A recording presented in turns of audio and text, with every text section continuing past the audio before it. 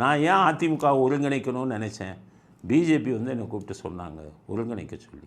அதனால தான் கம்மவர்கிட்ட இபிஎஸ்கிட்ட போய் பேசினேன் அப்படின்னு ஒரு கருத்தை சொல்லியிருக்கேன். இந்த அதிமுகவை ஒருங்கிணைக்கிறோம் அப்படின்னதில் அமித்ஷா நினச்சது அவர் நல்லதுக்காக தான் நினச்சார். அதிமுக ஓட்டுக்களை சிதற விடாமல் ஒன்று சேர்ந்தால் தான் திமுகவை தோக்கடிக்க முடியும். அது அமித்ஷாவுடைய எண்ணம். ஆனால் ஃபீல்டு பாலிட்டிக்ஸ், கள நிலவரம் என்னங்கிறத அமித்ஷாவுக்கும் தெரியல. செங்கோட்டையன் அதிமுகவை சேர்ந்தவர், உங்களுக்காச்சும் தெரிய வேணாமா? அதிமுகவை ஒருங்கிணைக்க முடியுமா? சசிகலாவை திருப்பி கட்சியில் சேர்க்க முடியுமா? சசிகலா 4 வருஷம் ஜெயிலில் இருந்துட்டார். 4 வருஷம் அவர் வந்து இதை கொள்ளையடித்தார் அப்படிங்கிறது தான் அவர் மேலே உள்ள மிகப்பெரிய குற்றச்சாட்டு ஊழல் வழக்கில். அப்படி இருக்கும்போது அவர் அதிமுகவில் சேர்ந்த அதிமுகவுடைய பேர் கெட்டு போயிடும்ல. அதனால் அதிமுக தொண்டர்களே அதை விரும்ப மாட்டாங்க. அப்போ நீங்கள் ஒருங்கிணைப்பை பற்றி செங்கோட்டையன் உங்களுக்கு கட்சியிலிருந்து தெரிஞ்சவர், நீங்கள் அப்படி வந்து அதை யோசிக்கலாமா? நீங்கள் அமித்ஷா அவர்களும் அது சாத்தியமில்லை.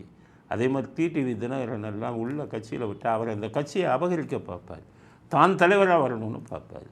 இபிஎஸ்சில் யாராக இருந்தாலும் இப்படி ஆட்களை உள்ளே விட மாட்டாங்க. இதெல்லாம் எடுத்து சொல்லி அதிமுக ஒருங்கிணைக்க போக்க வழி இல்லையே.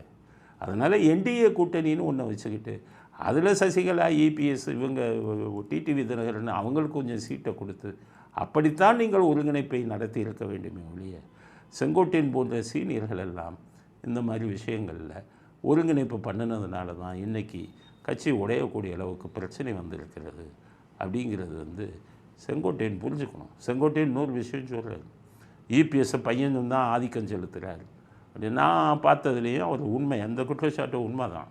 இபிஎஸ் வேண்டிய மகனுக்குத்தான் அங்கே முக்கியத்துவம் கொடுக்கப்படுகிறது. யார் பேசினாலும் மகன்கிட்ட பேசுறது தான் விஷயம் நடக்கும், மகன் சொல்வதைத்தான் அவர் கேட்கிறார். அந்த குற்றச்சாட்டு வேண்டுமானால் நாங்கள் ஏற்றுக்கொள்கிறோம். செங்கோட்டையன் சொல்லக்கூடிய குற்றச்சாட்டை. காரணம் அதிமுக என்றைக்கும் வாரிசு அரசியலை விரும்பியதில்லை. வாரிசு அரசியலுக்கு எதிரானது அதிமுக. எம்ஜிஆர், ஜெயலலிதா எல்லோருமே. வாரிசு அரசியலுக்கு அடித்தளம் போட்டது திமுக. கருணாநிதி அவர்கள் தான் வாரிசு அரசியலுக்கு அடித்தளத்தை போட்டவர்.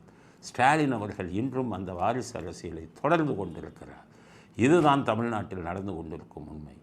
அப்படிப்பட்ட வாரிசு அரசியல் அதிமுகவில் வருவதை எந்த ஒரு அதிமுக தொண்டரும் ஏற்றுக்கொள்ள மாட்டான்.